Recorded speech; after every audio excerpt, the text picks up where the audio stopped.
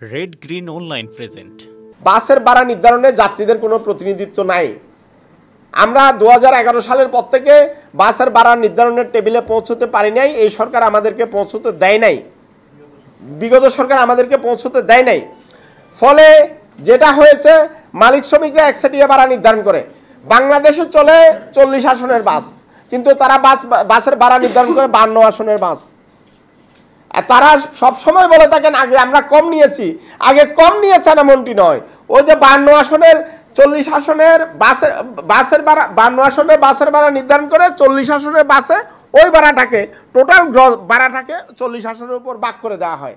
এটা হলো ভাড়া নির্ধারণের একটা আপনি জারি জুরি বলে, এগুলো কিন্তু সাধারণ মানুষ জানেন না, বুঝেন না, এমনকি পরিবহন মালিকেরাও জানেন না। পরিবহন মালিকরা কিন্তু জমি বিক্রি করে এনে দেন না, এই টাকাটা বাড়তি ভাড়া আকারে আমাদের পকেট থেকে আদায় করা হয়।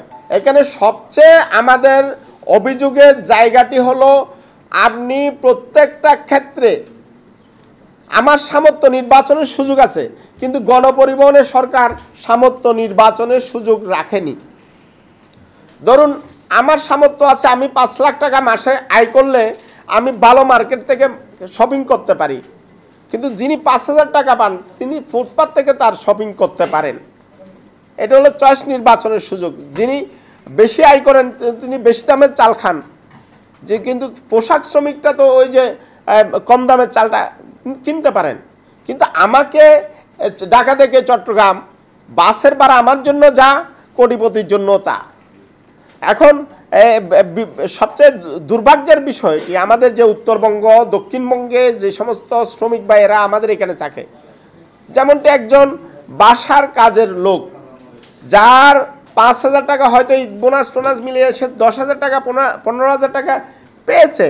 এখন তার যদি এই একটি টিকিটের মূল্য তাকেও যদি 1500 টাকায় যেতে হয়, আর আমি সামর্থ্যবান আমিও যদি 1500 টাকায় যেতে হয়, এই ধরনের অপশন যদি না থাকে, বিকল্প অপশন যদি না থাকে, আমাকে আপনি ছাদে যাওয়া, আমাকে এই যে পণ্য বোঝাই ট্রাকের উপরে করে যাওয়া, আপনি কোনোভাবেই ঠেকাতে পারবেন না।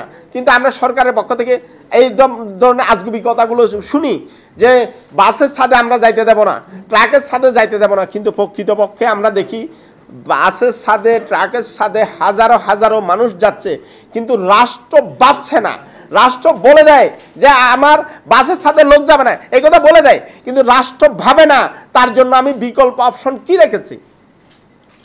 আমি আমার এই সামর্থ্যহীন মানুষের জন্য পোশাকের উন্নত মার্কেটের পাশাপাশি আপনি ফুটপাতের মার্কেট রেখেছিলেন, দামি চালের পাশাপাশি আপনি কম দামি চালও বাজারে আছে, উন্নত প্রসাধনীর পাশাপাশি আমার নিম্ন দামের প্রসাধনীও আছে, বিকল্প চয়েস করার পদ্ধতি আছে। কিন্তু বাসের ক্ষেত্রে, ট্রেনের ক্ষেত্রে, প্লেনের ক্ষেত্রে বিকল্প অপশন, সামর্থ্যের অপশন কোনো রাখা হয়নি।